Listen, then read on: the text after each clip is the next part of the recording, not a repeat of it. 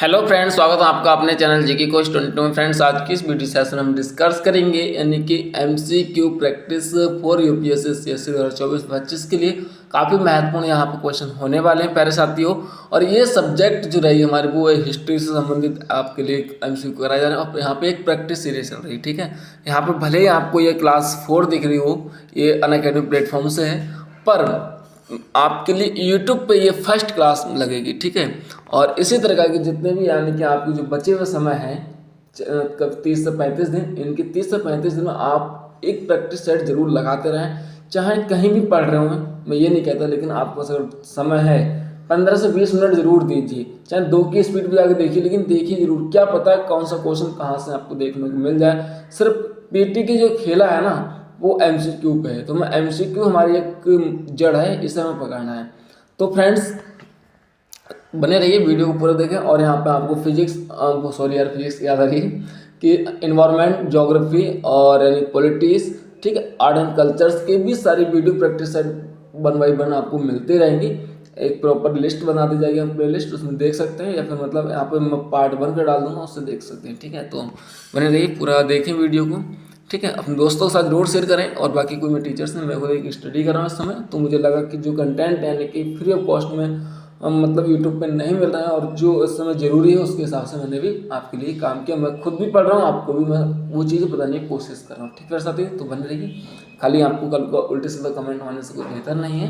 तो बेहतर यही है कि आपको अगर जो मिल रहा है उसे समझ लीजिए, ठीक है। दूसरे पे उंगली उठाना आदमी को बहुत अच्छा लगता है, लेकिन खुद के अंदर को झाँक के नहीं देखता है। इसी के साथ साथ हम पहला क्वेश्चन में स्टार्ट करते हैं। डॉक्टर राजेंद्र प्रसाद के संदर्भ में निम्नलिखित कथनों पर विचार कीजिए, ठीक है। हमें विचार करने में 3 विकल्प दे रखे हैं। ऐसे स्टेटमेंट यानी कि अगर आपको अगर दे रहे हैं तो आपको नॉलेज होगी किस तरह स्टेटमेंट आ रहे हैं। आपने आपसे 5 साल ट्रेंड देखा ही होगा। यदि आपने अभी तक नहीं दिया और फर्स्ट अटैम्प्ट यानी कि 0 अटैम्प्ट देने जा रहे हैं तो बहुत ज़्यादा महत्वपूर्ण होने वाले हैं, ठीक है।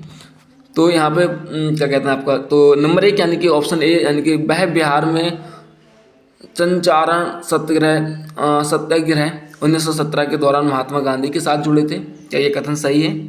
डॉक्टर राजेंद्र प्रसाद ने गांधी जी के असहयोग आंदोलन के तहत बिहार में असहयोग का आह्वान किया था। ये कथन ठीक है। वह आधिकारिक तौर पर वर्ष 1911 में कलकत्ता में आयोजित अपने वार्षिक सत्र के दौरान भारतीय राष्ट्रीय कांग्रेस में शामिल हुए थे। आपको इन तीनों कथन पर निष्कर्ष करना है। आइए इनकी व्याख्या की ओर देखते हैं हम लोग, उसके बाद डिस्कस करेंगे। तो डॉक्टर राजेंद्र प्रसाद का जन्म, ठीक है, यहाँ पर डॉक्टर राजेंद्र प्रसाद का जन्म 1884 को बिहार के सिवान जिले के जीरादेही में हुआ था, ठीक है। पहला पॉइंट यहाँ पे इम्पोर्टेंट है, यानी कि 3 दिसंबर 1884 ईस्वी में हुआ था। सेकंड पॉइंट वह बिहार में चंपारण सत्याग्रह 1917 के दौरान महात्मा गांधी के साथ जुड़े थे, ठीक है। तो अतः ये कथन भी ठीक है। आपका जो पहला कथन था वो ठीक बैठ रहा है। डॉक्टर राजेंद्र प्रसाद ने 1918 के रॉलेट एक्ट 1919 की जलियांवाला हत्याकांड पर कड़ी प्रतिक्रिया व्यक्त की थी, ठीक है। तो डॉक्टर राजेंद्र प्रसाद ने गांधी जी के असहयोग आंदोलन के तहत बिहार में असहयोग का आह्वान किया था, तो ये कथन भी हमारा सत्य है। उन्होंने वर्ष 1930 में बिहार में नामक सत्याग्रह में महत्वपूर्ण भूमिका निभाई थी, जिसके कारण उन्होंने कारावास भी हुआ था, मतलब उन्हें जेल भी जाना पड़ा था डॉक्टर राजेंद्र प्रसाद को। वह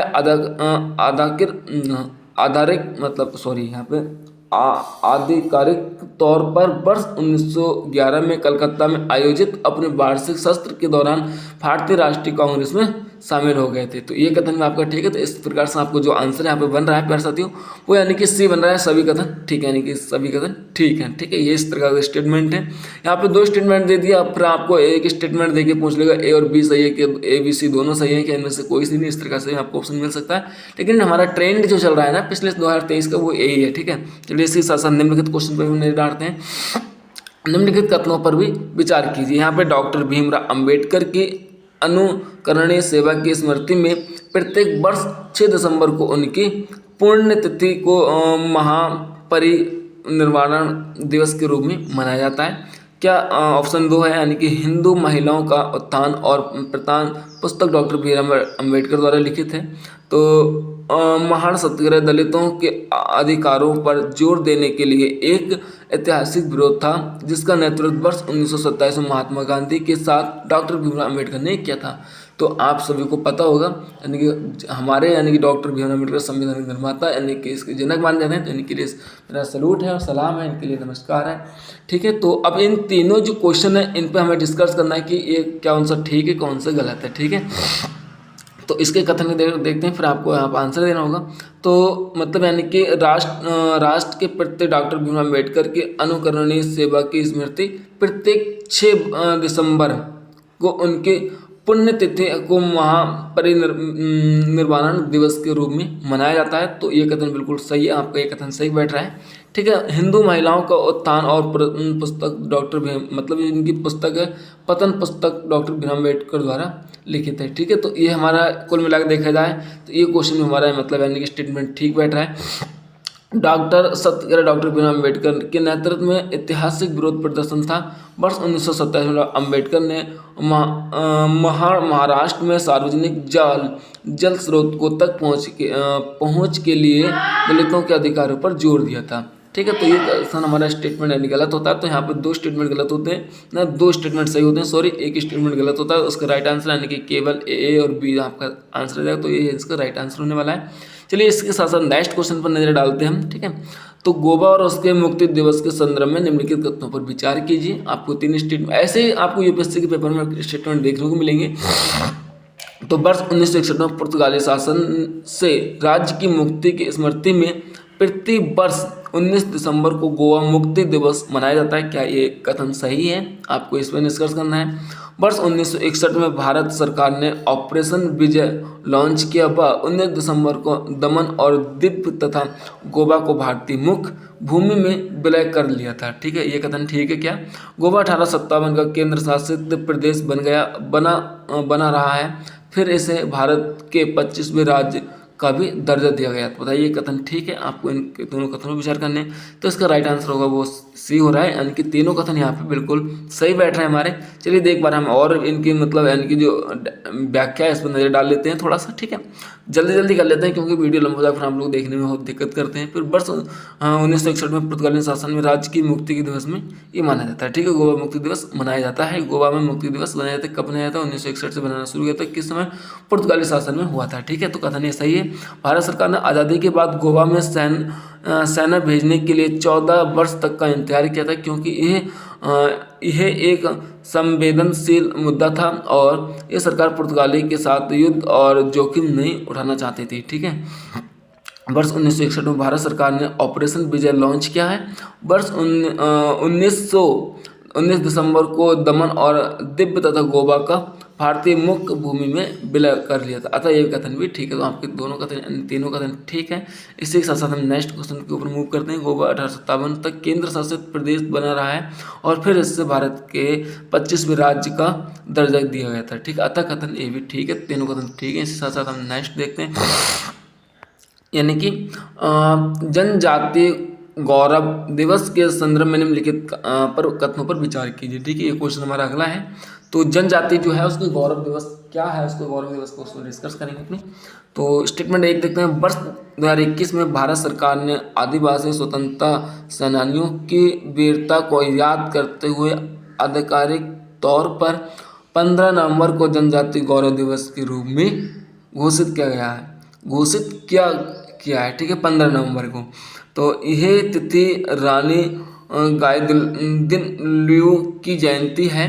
इनकी देश भर के आदिवासी समुदाय भगवान के रूप में उपासना करते हैं। तो ये कौन है? रानी गाइदिन्लिउ की जयंती के ऊपर इनका मनाया जाता है। तो क्या आपको यहाँ पर डिस्कस करना है कि कथन 1 ठीक है, क्या कथन 2 ठीक है, या फिर मतलब ए और 2 दोनों ठीक है, इनमें से कोई ठीक नहीं है। तो इसका आंसर जो होगा आपको कथन केवल 1 ठीक है, क्योंकि इनका ये इसके ऊपर नहीं मानते। ठीक है, एक चीज़ मैं आपको एक ट्रिक बताऊँगा अगर आप समझ सकें तो।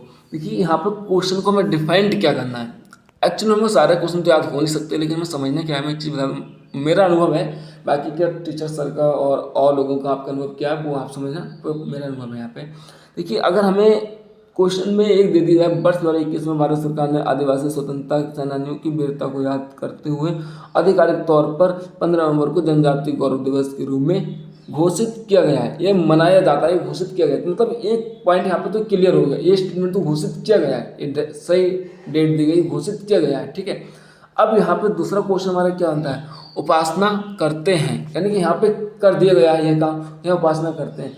तो हमें यही चीज़ को थोड़ा सा लॉजिकल समझना है कि यहाँ पे क्या हो सकता है। तो इस तरह से आंसर हमारा सही हो सकता है। तो केवल कथन एक सही है, ठीक है। इसकी जनजाति गौरव दिवस कब मनाया जाता है, तो 15 नवंबर मनाया जाता है, ठीक है। यहाँ पे कितने नवंबर दे रखी है, तो ये तो हमारा पहला ठीक है, कथन पहले की बात चले। तो 15 नवंबर को बहादुर आदिवासी स्वतंत्रता सेनानियों की स्मृति के समर्पित जनजाति गौरव दिवस के रूप में घोषित किया गया था। यह घोषणा वर्ष 2021 के दौरान की गई थी, मतलब जो अभी फिलहाल 2021 में की गई थी, ठीक है। इसके लिए श्रीवास मुंडा की जयंती, वहाँ पे जो रानी की है, तो यहाँ पर श्री बिरसा मुंडा की जयंती के, ठीक है, उनकी देश भर के आदिवासी समुदाय भगवान के रूप में उपासना करते हैं। अतः ये कथन सही नहीं है, मतलब यहाँ पे रानी की बात की गई तो, और यहाँ पे बिरसा मुंडा की बात, जयंती की बात की गई तो, ठीक है। तो इस कथन से हमारा एक कथन ठीक हुआ। बाकी की बहुत सारा इनका वो है, लेकिन मोटा मोटा जान लेते हैं, ठीक है। नेक्स्ट क्वेश्चन पर देखते हैं, क्योंकि वीडियो लंबी हो जाएगी। निम्नलिखित कथनों पर विचार कीजिए। संथाली मुंडा शाखा की एक भाषा है जो मुख्य रूप से पूर्व मध्य भारतीय राज्यों पश्चिम बंगाल, झारखंड और उड़ीसा में बोली जाती है। एक हमारी ये भाषा, मतलब एक लैंग्वेज के ऊपर एक हमारा ये स्टेटमेंट है। संथाली भाषाओं को 92वें संवैधानिक संशोधन अधिनियम 2003 के माध्यम से संविधान की 8वीं अनुसूची में शामिल किया गया था। देखिए यहाँ पे बोली जाती है और यहाँ पे किया गया था, तो हमें यहाँ पे दोनों क्वेश्चन को डिफाइन, मतलब यहाँ पे बताने के क्या ऑप्शन एक ठीक है, क्या ऑप्शन दो ठीक है, या ए और दोनों ठीक है, मतलब इनमें से कोई नहीं। तो आपके यहाँ पे जो राइट आंसर आएगा दोनों आ जाएगा। क्यों क्या आ गया, क्योंकि यहाँ पे यानी कि शामिल किया गया था और यहाँ पे बोली जाती है, मतलब पहले यहाँ बोली जाती है तभी तो शामिल होगी ना। इस प्रकार से हमारे जो आंसर होगा वो दोनों ही एकदम सही होने वाला है, ठीक है। स्टेटमेंट टू, अगर आपके भी जो आंसर आ रहे हैं वो अपने कमेंट में आंसर जरूर देते जाएं। देखिए आपको अगर आपको आता है तो अपने कमेंट में आंसर देने से आपको एक बहुत अच्छा मतलब महसूस होगा कि हाँ ठीक है, कुछ ना कुछ तो हमारे लिए आता है। नहीं आता है तो उसके लिए कोई बात नहीं, नहीं आता है तो उसके लिए समझ लीजिए। देखो हमें दो ही काम होना है, हम ये अगर युद्ध करने जा रहे हैं या हम किसी के सामने लड़ रहे हैं तो या तो गिरेंगे या गिराएंगे, दो ही काम है। तो हमें ये मन में नहीं रहना चाहिए हम हार जाएंगे, हमारे मन में एक ही चीज़ होनी चाहिए, हम जीत जाएंगे, ठीक है। हमारे मन में एक ही चीज़ होगी, जीत जाएंगे, तभी हम अगले बहुत बेहतरीन तरह परफॉर्मेंस कर पाएंगे। तो इस तरह से हम देख सकते हैं, इनका ये PDF है, सर ने डाला है। तो गुरु तेग बहादुर के संदर्भ में निम्नलिखित कथनों पर विचार कीजिए इनके बारे में। उनकी रचना को 116 काव्यों में भजनों के रूप में भी पवित्र ग्रंथ गुरु ग्रंथ साहिब में शामिल किया गया है, ठीक है। वर्ष 1675 में मुगल सम्राट औरंगजेब के आदेश पर गुरु तेग बहादुर की हत्या दिल्ली में कर दी गई थी, ठीक है। फिर साथ इनकी हत्या जो दिल्ली में कर दी गई थी, किसके, तो भाई मुगल सम्राट के, ठीक है। मुगल सम्राट के जो आदेश था, कौन था, औरंगजेब के आदेश पर इनकी हत्या कर दी गई। तो आपको इन कथनों पर बताना है कि कथन एक ठीक है, कि कथन दो ठीक है, दोनों ठीक हैं, इनमें से कोई नहीं। तो प्यारे साथियों, यानी कि ये बात भी मुझे लगता है कड़वा सच है, क्योंकि आंसर हमारा सही आ रहा है निकल के। तो देखते हैं क्यों आ रहा है। गुरु तेग बहादुर का जन्म 21 अप्रैल 1621 के अमृतसर में माता नानकी और छठे सिख गुरु हरगोबिंद के यहाँ हुआ था, ठीक है। उन्होंने मुगलों के खिलाफ सेना खड़ी की और योद्धा संतों की अवधारणा प्रस्तुत की थी, ठीक है। तो उनकी रचना 116 काव्य भजनों के रूप में भी पवित्र ग्रंथ तथा ग्रंथ साहिब के रूप में शामिल किया गया है। अतः कथन ये बिल्कुल ठीक है। तो याद रखें, इन्होंने 116 काव्य लिखे थे और वो भी ग्रंथ, पवित्र ग्रंथ लिखे थे, गुरु ग्रंथ साहिब में भी शामिल हो गए थे, ठीक है। यानी कि बहुत ज़्यादा अच्छा परफॉर्मेंस किया इन्होंने। और इनका मतलब जन्म किसके यहाँ हुआ था, तो 21 अप्रैल 1621, ठीक है। यानी कि 21 अप्रैल 1621 को ध्यान रखा था, अमृतसर में हुआ था इनका, ठीक है। इन माता पिता के नाम पर ध्यान दिए। चलिए नेक्स्ट क्वेश्चन देखते हैं इनका। वर्ष 1675 में मुगल सम्राट और औरंगजेब के आदेश पर गुरु तेग बहादुर की हत्या दिल्ली में कर दी गई थी। अतः कथन ये भी ठीक है, इनकी हत्या दिल्ली में हुई थी। इस प्रकार से हमारे दोनों कथन ठीक होते हैं। नेक्स्ट कथन के ऊपर देखते हैं। सरदार वल्लभ भाई पटेल के संदर्भ में निम्नलिखित कथनों पर विचार कीजिए। उन्हें मौलिक अधिकारों पर सलाहकार की समिति का नेतृत्व किया गया था। तो क्या ऑप्शन ए ठीक है, यहाँ पे मतलब समिति के ऊपर क्वेश्चन बन रहा है, यानी कि ठीक है। तो सरदार पटेल को आधुनिक अखिल भारतीय सेवाओं की स्थापना के लिए भारत के सिविल सेवकों के संरक्षण अंत के रूप में भी दिया जाता है। तो बताइए कि ऑप्शन ए ठीक है, कि ऑप्शन बी ठीक है, कि ऑप्शन सी ठीक है, इनमें से कि ऑप्शन डी ठीक है। आइए इनकी व्याख्या के और डिस्कस करते हैं। तो भाई इनका आंसर हमारा व्याख्या का हमारा सर ने लगा रखा है, तो इसका आंसर यानी कि सी आ रहा है, बिल्कुल ठीक है। अब देखते हैं कैसे आ रहा है सी। इनका जन्म 31 अक्टूबर 1875 को नाडियाद गुजरात में हुआ था, ठीक है। गुजरात का लोकेशन इनका। ये एक भारत के पहले गृह मंत्री और उप मंत्री थे, ठीक है। उन्होंने हमेशा भारत के नागरिकों को एक अग्रणी भारत श्रेष्ठ भारत बनाने के लिए एकजुट होकर रहने का एक भारत का अनुरोध किया था, ठीक है। तो ये कथन हमारा सही हुआ इस तरीका से।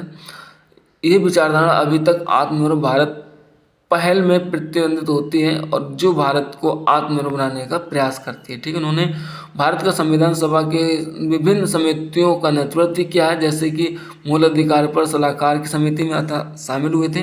कथन एक सही है, ठीक है। अल्पसंख्यकों को जनजातीय व बहिष्कार क्षेत्रों में भी समिति के प्रतिनिधित्व संविधान किया। प्रारूप समिति के अध्यक्ष कौन थे, आपका इसका कमेंट आपको यानी कमेंट बॉक्स में देना होगा, ठीक है।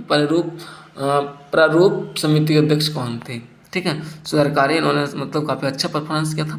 चलिए नेक्स्ट क्वेश्चन में देखते हैं। तो बिरसा मुंडा के संदर्भ में लिखित कथनों का विचार कीजिए। उन्होंने गुरिल्ला युद्ध, धार्मिक प्रथाओं को चुनौती देने तथा सामाजिक परिवर्तनों को शामिल करते हुए पाइका आंदोलन की शुरुआत की थी क्या? बिरसा मुंडा ने विरासत में विश्वास की शुरुआत की। वे एक आदिवासी नेता के रूप में उभरे और ब्रिटिश रूपांतरण प्रयासों के खिलाफ प्रतिरोध का नेतृत्व किया। तो इसका आंसर क्या आएगा देखते हैं। आइए इसका आंसर यानी कि नेतृत्व के बी आ रहा है और शुरुआत की यानी कि पाइका आंदोलन से ही थी। तो इनका पाइका आंदोलन से नहीं हुआ था, केवल दो आंसर सही है आपका, ठीक है।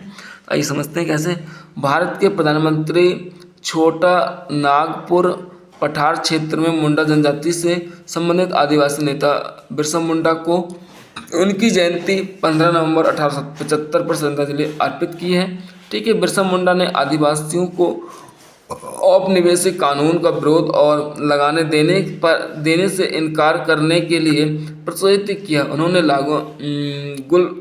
गुरिल्ला युद्ध, धार्मिक प्रथाओं को चुनौती देने और सामाजिक परिवर्तनों में शामिल करते हुए उल गुलान आंदोलन शुरू किया था। इन्होंने क्या आंदोलन शुरू किया? तो उल गुलान आंदोलन शुरू किया था। अतः ये कथन बिल्कुल सही नहीं है, पहला वाला मतलब यानी कि जो था, इसलिए कथन भी बिल्कुल ठीक है। ब्रिटिश औपनिवेशिक उपस्थिति में आदिवासियों को ईसाई धर्म में परिवर्तन करने के मिशनरियों के प्रयास के जवाब में बिरसा मुंडा ने विश्वास की शुरुआत की थी, ठीक है। तो ये कथन बिल्कुल ठीक है। इस प्रकार से हमारे दोनों कथन ठीक है, यानी बी कथन सही है, ये कथन गलत है। तो इसका राइट आंसर बी ऑप्शन होगा, ठीक है।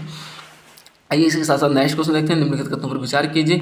बाल दिवस 2023 की थीम हर बच्चे के लिए हर अधिकार है, ठीक है। जवाहरलाल नेहरू ने वर्ष 1929-31 में मौलिक अधिकार और आर्थिक नीति का मसौदा तैयार किया था। तो बताइए क्या कथन एक ठीक है, क्या कथन दो ठीक है, क्या कथन मतलब तीन मतलब बी सी ठीक है या डी ठीक है? तो आपकी इसका राइट आंसर होगा मतलब दोनों कथन ठीक है, यानी कि क्या बाल दिवस 2023 की थीम हर बच्चे के लिए हर अधिकार है। भाई ये एक स्वतंत्र देश के अंदर चाहे छोटा हो चाहे बड़ा हो, उसके प्रत्येक अधिकार है, 6 मौलिक अधिकार हैं। पहले 7 थे, घटाकर अब 6 कर दिए गए हैं, ठीक है। तो ये 6 मौलिक अधिकार है व्यक्ति के लिए, वो अपने कभी भी यूज कर सकता है, चाहे छोटा हो चाहे बड़ा हो, उसका हक है। अगर उसे लगता है कि अगर कहीं विरोध करने का तो विरोध वो खड़े होकर कर सकता है। डॉक्टर भीमराव अंबेडकर की देन है। चाहे आप किसी भी धर्म या जाति से, मुझे ये सब कोई मतलब नहीं, लेकिन ये सब जो मिला है डॉक्टर भीमराव अंबेडकर एंड और भी जो समिति के मतलब अध्यक्ष हैं, उन सब ने मिलकर कहा कि हमें एक नहीं कह सकता कि ओनली डॉक्टर भीमराव अंबेडकर हैं, क्योंकि इसमें डॉक्टर भीमराव अंबेडकर के साथ साथ और भी समितियों ने इनका सहयोग किया था। तब ये मतलब प्रारूप यानी कि आज हम लोग समान अधिकार जी रहे हैं, तो उनकी सबकी देन है। लेकिन इन सब में जो होनहार थे वो डॉक्टर भीमराव अंबेडकर ही थे, बस इतना मैं कहना चाहूँगा, ठीक है। ताकि कि हमारे लिए लोगों ने आज तक जो सच्चाई है उसको छिपा के रखा है, पर यहाँ पर सच्चाई को जानना है, ठीक है। चाहे आप किसी धर्म से हो, लेकिन लोगों ने हमारे दिमाग के अंदर गलत सारी चीज़ें बैठा रखी, लेकिन उन्हें निकाल के और आज के टाइम में उन्हें मतलब पकड़ना होगा और उनके हिसाब से चलना पड़ेगा, ठीक है प्यारे साथियों। इसी के साथ साथ नेक्स्ट क्वेश्चन पर हम दृष्टि डालते हैं, क्योंकि वीडियो लंबा हो सकता है, 20 मिनट तक की हो चुकी है, ठीक है। तो तमिल भक्ति परंपरा के संदर्भ में निम्नलिखित कथनों पर विचार कीजिए। अलवार 12 वैष्णव संत कवियों का एक समूह था। नयनार 63 वैष्णव संत कवियों का एक समूह था। ओदुवर तमिलनाडु के हिंदू मंदिरों के मुख्य पुजारी थे। तो आइए इनमें से कौन सा कथन ठीक है, क्या क्या ए कथन ठीक है, ये बी सही है, सी सही है, या डी सही है, इनमें से कौन सा आंसर आपका डी आ रहा है। ठीक है, तो मतलब यानी कि तमिल भक्ति परंपरा के संदर्भ में निम्नलिखित कथनों पर विचार करने में क्या तमिल के अंदर क्या भक्ति होती है उसके ऊपर हमें डिस्कस करना है। क्वेश्चन समझने का प्रयास करने से पहले अपन कि तमिल भक्ति परंपरा हमें अगर तमिल के वहाँ पूजा पाठ अगर एक बार हमने कहीं स्टैटिक्स अगर पढ़ी होगी तमिल के ऊपर कहा मंदिर पूजा मतलब हर एरिया की पूजा के लिए और हर एरिया में क्या होता है, कौन सा त्यौहार मनाया जाता है, इसके लिए अलग स्टैटिक की किताब उससे देख सकते हैं। और हमें जब वहाँ तक पता होगा ना, पढ़ा होगा एक आध बार, तो हमें इसका निष्कर्ष मिल सकता है। ठीक है, चलिए नहीं है तो हम देखते हैं क्या है, इसका व्याख्या करते हैं। तो अलबार भगवान विष्णु के भक्त संत कवि का एक समूह था। ठीक है, वैष्णवन भगवान विष्णु के भक्त थे। ठीक है, तो उनकी रचना प्रमुख रूप से भगवान विष्णु के प्रति उनकी गहरी भक्ति पर केंद्रित थी। मोक्ष प्राप्त करने के लिए समर्पण की अवधारणा पर बल देते थे। क्या था इनका कि ये चाहते थे कि मतलब यानी कि आपका जो यानी कि यहाँ पे यहाँ पे क्या किस बोल रहा हूँ मैं कि भक्ति की थी उन्होंने, तो मतलब हमारा जो है यानी कि क्या था, एक मिनट रुको, मैं भी एक मिनट उतर गया दिमाग से, यानी कि हमारा मोक्ष। ठीक है, हाँ मोक्ष के ऊपर यानी कि जो हमारा जन्म हुआ है आज, इस जन्म का हमें अगले जन्म में फिर माना जन्म मिलेगा या हम 84 में चले जाएंगे। देखिए पहली बात मैं यहाँ पर डिफाइन करता हूँ कर्म।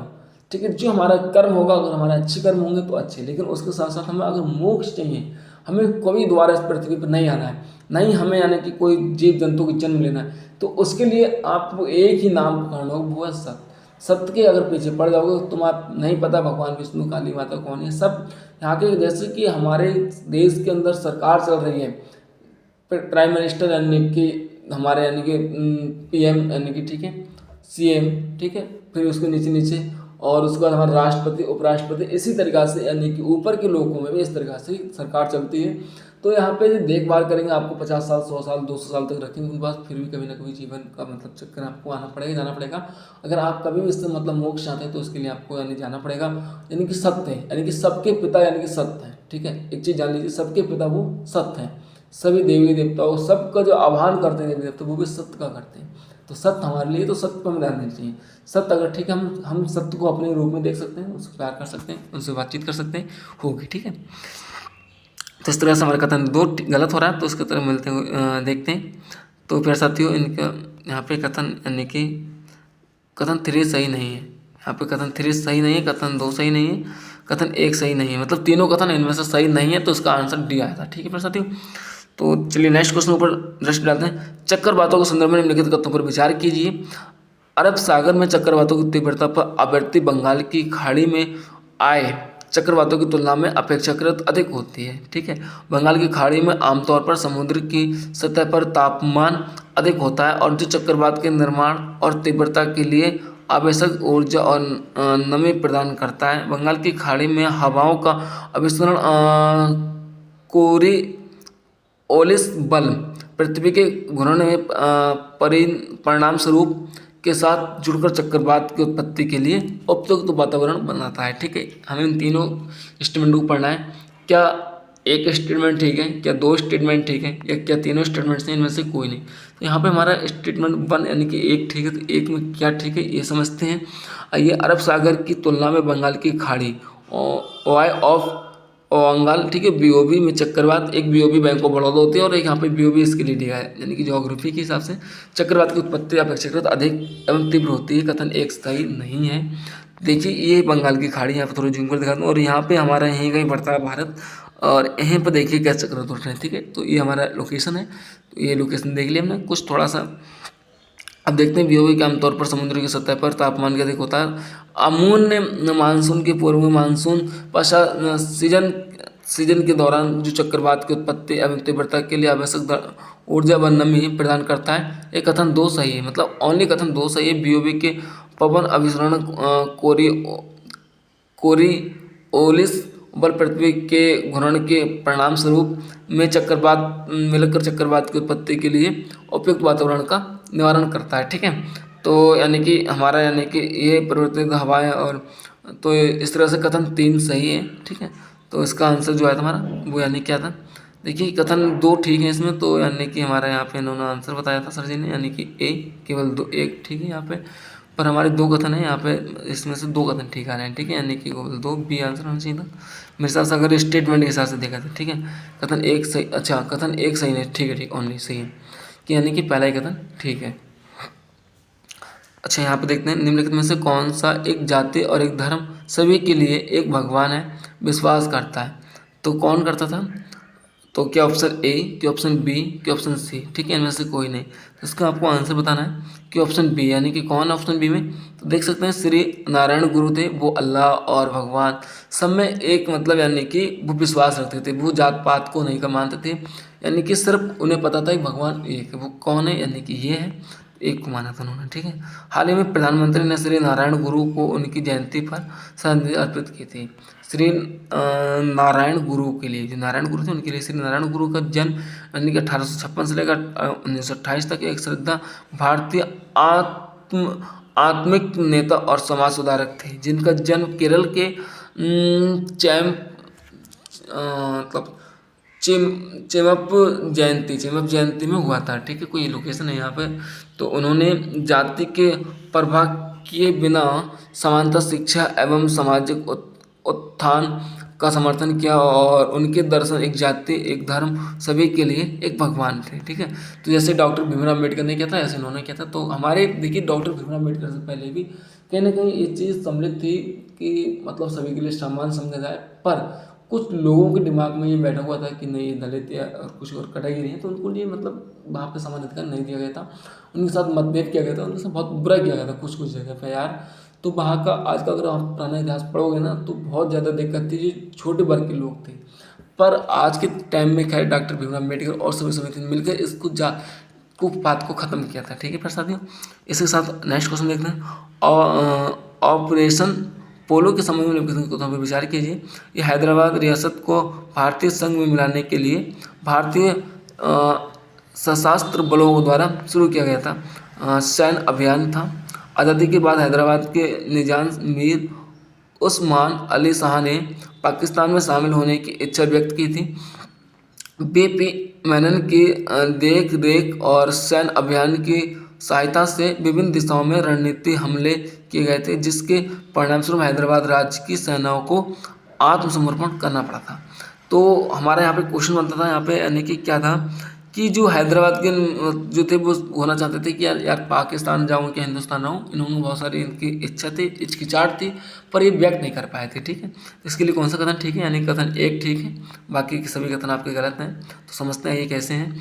तो 13 सितंबर 1948 को हैदराबाद की रियासत के एकत्रित करने के लिए भारत के द्वारा सैन्य कार्रवाई शुरू की गई थी, जिसमें ऑपरेशन पोलो के नाम से जाना जाता है। बिल्कुल ठीक है, ये भारतीय इतिहास की महत्वपूर्ण घटना है, अतः ये कथन ठीक है। हैदराबाद का निजाम मीर उस्मान अली शाह कश्मीर संघर्ष में भारत सरकारी व्यवस्था का लाभ उठाते हुए आज़ादी के बाद भारत या पाकिस्तान में शामिल होने की हिचकिचाहट कर रहा था, अतः ये कथन बिल्कुल गलत है। ठीक है, नवंबर 1947 में हस्ताक्षरित एवं स्टैंडर्ड समझौतों ने हैदराबाद और भारत के बीच एक वर्ष के लिए यथास्थिति बनाए रखी थी, जिसमें निजाम के स्वतंत्र रूप से शासन जारी करने की अनुमति मिली थी। ठीक है, तो ये कथन हमारा इस तरह से मतलब ठीक होता है, तो एक कथन वो ठीक है। चलिए नेक्स्ट कथन देखते हैं। बाल गंगाधर तिलक के संदर्भ में निम्नलिखित कथनों पर विचार कीजिए। वह डेक्कन एजुकेशन सोसाइटी के संस्थापक थे और उन्होंने वर्ष 1885 में फर्ग्यूसन कॉलेज की स्थापना की थी। क्या उन्होंने भारतीय आत्मनिर्भर को बढ़ावा देने के लिए स्वदेशी और बहिष्कार आंदोलन प्रसार किया था। उन्होंने मराठी भाषा और केसरी और अंग्रेजी भाषाओं में मराठा नामक समाचार पत्रों का प्रकाशन किया था। वेदों पर गीता रहस्य और आर्टिटिक होम नामक पुस्तक लिखी थी। तो बताइए कौन सा सही है इनमें से, मेरे हिसाब से यानी कि कथन इनमें से कोई सही नहीं है। ठीक है, क्यों नहीं। 23 जुलाई 1856 को जन्म बाल गंगाधर तिलक का स्वतंत्रता सेनानी, वकील और शिक्षाविद थे। ठीक है, जिन्होंने लोकमान्य तिलक के नाम से जाना जाता है। लोकमान्य तिलक के नाम से भी जाना जाता है बाल गंगाधर तिलक को, लोकमान्य तिलक के नाम से भी जाना जाता है। क्वेश्चन पूछ लिया जा सकता है कि बाल गंगाधर तिलक को और किस नाम से जाना जाता था, तो लोकमान्य तिलक नाम से भी जाना जाता था। स्टेटमेंट एक में दे देगा, स्टेटमेंट दो में दे देगा कि बाल गंगाधर तिलक को बहिष्कार नामक से जाना जाता, मतलब और भी के नाम दे देगा, लेकिन यहाँ पर हमें ध्यान रखना है सेकंड नाम यानी कि लोकमान्य तिलक थे। ठीक है, स्टेटमेंट दे देगा। तो ये 1884 इसमें ढक्कन की एजुकेशन सोसाइटी के संस्थापक, वर्ष 1985 में फर्ग्यूसन कॉलेज की स्थापना, और अतः कथन ये सही है, कथन एक ठीक है। ठीक है, तो इस तरीके से उन्होंने देखा था। तो अतः कथन दो सही है, फिर इसका मतलब कथन दो सही है, कथन एक सही है। ठीक है, तो यहाँ पे आंसर डी यानी कि इनमें से कोई नहीं, लेकिन ये दो कथन ठीक है, तो यानी केवल दो होना चाहिए था यहाँ पे। पूछ क्या रहा है हमसे, यानी कि यहाँ पे कथन, अच्छा सॉरी, कथन सही नहीं है। आपको क्या बताना है कि कौन से कथन सही है कौन से गलत है। सही नहीं, गलत कथन के बारे में बताना। तो हमारे ये कथन सब सही है, तो इसलिए आंसर यहाँ पे डी आया था। ठीक है, दोनों कथन हमारे सब कथन ठीक है, इसलिए आंसर हमारे गया। निम्नलिखित घटनाओं पर विचार कीजिए कि ट्रांसवाल ब्रिटिश इंडियन एसोसिएशन का गठन, नेटाल इंडियन कांग्रेस का गठन, ट्रांसटाल फॉर्म की स्थापना मतलब कब हुई थी। तो हमें एक क्रम से बताना है। इस घटना को काल्पनिक क्रम में व्यतीत करना है। तो बताइए कौन सा पहला था कौन सा बाद में था, कि ऑप्शन ए, कि ऑप्शन बी, कि ऑप्शन सी, कि ऑप्शन डी। तो हमारा सबसे पहले था ना नेटाल इंडिया कांग्रेस का गठन पहले हुआ था, उसके बाद यानी कि इसका हुआ था, उसके बाद आप किसका होता, ऑप्शन बी आंसर इसका ठीक है। कैसा भी ठीक। गांधी मतलब इस तरह देख सकते हैं, थोड़ा सा फास्ट कर लेते हैं क्योंकि हमारे पास समय कम रह गया है और वीडियो काफी लंबी हो चुकी है। रामप्रसाद बिस्मिल्लाह के संबंध में निम्नलिखित कथनों पर विचार कीजिए। कांग्रेस पार्टी को उदारवादी समूह में असंतोष के कारण अमृत विधि उनके द्वारा बनाया गया था, एक क्रांतिकारी संगठन था। वह चंद्रशेखर आज़ाद और अशफाक अल्लाह खान के साथ काकोरी षड्यंत्र मामले में शामिल थे। तो क्या बताइए इनका कथन कौन सा ठीक है, क्या ए, क्या बी, क्या सी, क्या डी। इसका राइट आंसर आना चाहिए मेरे हिसाब से, यानी कि सी आना चाहिए, दोनों होना चाहिए। ठीक है, इनके दोनों काम ठीक है। तो इस तरह से हमने सी देखा। रामप्रसाद बिस्मिल्लाह स्वतंत्र संग्राम के क्रांतिकारी तरीकों में विश्वास करते थे और जो गांधीवादी तरीकों से विपरीत थे। ठीक है, रामप्रसाद बिस्मिल्लाह के कुछ योगदान थे। बहुत इंपॉर्टेंट क्वेश्चन यहाँ से हो सकता है कि आपकी परीक्षा में देखने को मिल जाए आपको। हमारी परीक्षा आपकी परीक्षा सेम ही है, तो इस तरह से हमने देखा। तो चलिए थोड़ा सा एमसीक्यू पे दिमाग के संदर्भ में निम्नलिखित कथनों पर विचार किए। दिमासा के, ठीक है, दिमासा। तो दिमासा कचारी अरुणाचल प्रदेश के सबसे प्राचीन ज्ञात शासक और निवासी थे। ठीक है, निवासी हैं। इतिहासकार उन्होंने आदिवासी या ब्रह्मपुत्र घाटी के शुरुआती ज्ञात निवासी के रूप में वर्णित करते हैं। तो इसके लिए भी कथन मुझे लगता है दोनों मतलब कथन भी ठीक है, यानी कि यहाँ पे निवासी थे, तो यहाँ पर ब्रह्मपुत्र घाटी शुरुआती और निवासी रूप में बने थे। ठीक है, तो यानी कथन आपको यानी दो ठीक है। ठीक है, तो आदिवासी मतलब असम के सबसे पहले ज्ञात शासक और निवासी थे। ठीक है, ब्रह्मपुत्र से। तो कथन यानी कि दो सही है, पहला कथन गलत था, इसलिए कथन बी आंसर आता। बैकोम और सत्याग्रह के संदर्भ में निम्नलिखित कथनों पर विचार कीजिए। ब्रिटिश शासन के खिलाफ भारतीय स्वतंत्रता संग्राम में यह एक महत्वपूर्ण घटना थी। इसका नेतृत्व सावित्रीबाई फुले ने किया था। नीचे दिए कोटों का उपयोग करके सही आंसर का उत्तर को चुनिए। क्या कथन एक ठीक है, क्या कथन दोनों ठीक है, क्या कथन सी ठीक है, क्या कथन डी ठीक है। इनमें से मतलब इसका आंसर जो है वो डी है, इनमें से कोई नहीं है सही है।